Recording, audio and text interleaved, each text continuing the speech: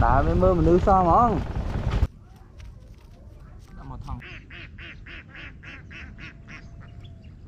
hello sụt đây nè đó cái này bà mà không chụp mấy căn làm đi sinh ok cái này chơi màu bẩn tiệt đấy tiệt đấy phần này cái này màu play pin nè ôn bà màu pin nè ôn còn mà tôi thấy cái hành lên ôn này còn toàn chơi đại pháo đại á này lấy ạ nhục trâu một lọ này nữa nhục trâu một lọ năm nữa thấy như hụt đặt lại sáu đến trâu xe mà hot quá chẳng ban pin là lược xài nhé kẻ nó ban này tục bao cho mọi người đấy lấy những đặt bao bò phải toàn lấy khang lưới bên xuống mưa để cho bạn chị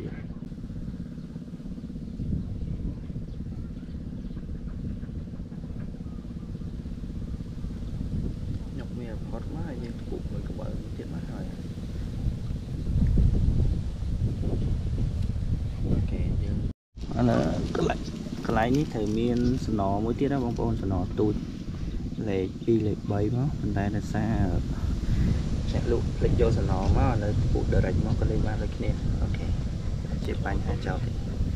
để cho người cụ nó mà cho tạo một vô cái bê tông đó tên nào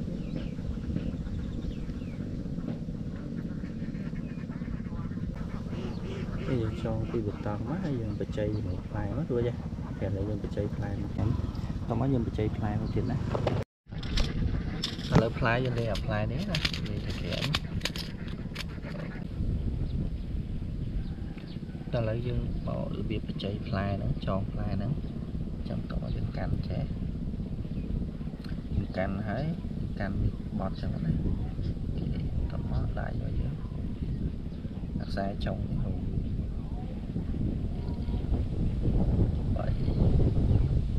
buồn chung á có những cảnh này chốt mình đặt số chốt lọt đấy có những tiền cho khổ nữa tiền vì tổng pi mà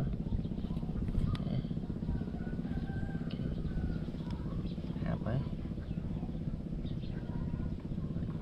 tiền về hạp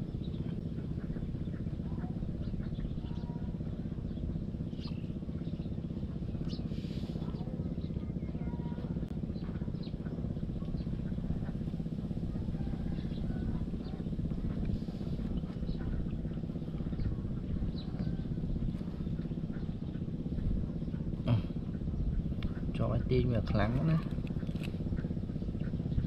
cắt những cắt ở sau tịnh cũng mọi bị vết là bị ở trên đấy những bàn vẫn nắng tỏ mới dừng trong dọc lại nó một vài ná trong đây bia vậy ní trong đây bia vậy ní cắt nhiều quá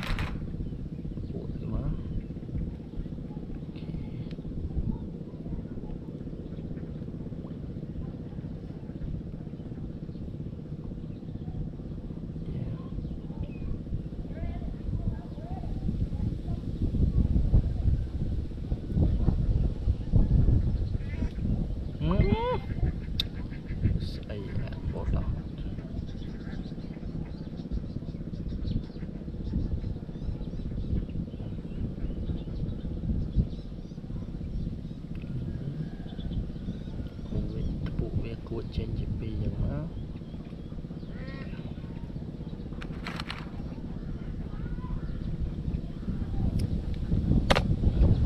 ok tao bao nhiêu mà phụ chỉ mùi nữa bao nhiêu mà ba cái lính biết đấy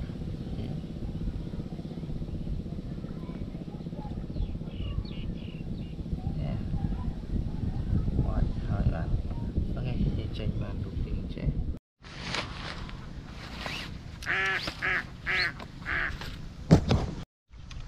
ây da ôi chỗ này cái đập tray vui rồi ông ôn tay đi mùi ô lúc cấp sĩ tay phân mẹ đây ok giờ tục sân đây kìa anh con thầy kìa anh à thì này má nên này phải chặt nó nè mình chạy khăn đấy chẳng cái đập tay kìa anh này chọn mong một mọt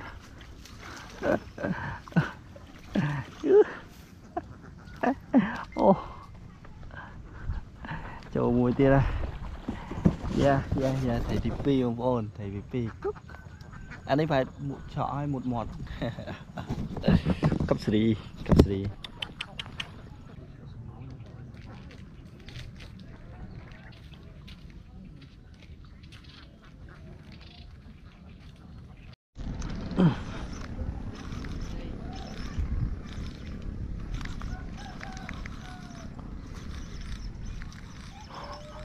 bánh phơi gà đà bánh phơi gà đà ai lên cao trời châu lửa món này khắp sri bánh bông cái đỏ anh ấy ban tập buôn không té đây thì bọn vật bàn thì anh nhỉ thấy thấy kìa anh nè thầy ạch cọc nó chả thả này có nè